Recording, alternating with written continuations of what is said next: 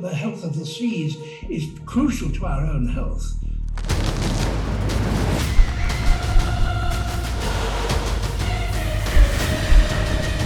We need more people to advocate for marine conservation. I've spent thousands of hours under the surface getting acquainted with fish.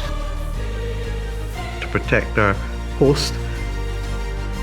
It's an opportunity to recover materials. 海洋里捞垃圾的这个终极目标。 And there must be hope. It's not just for us, but really for the next generations.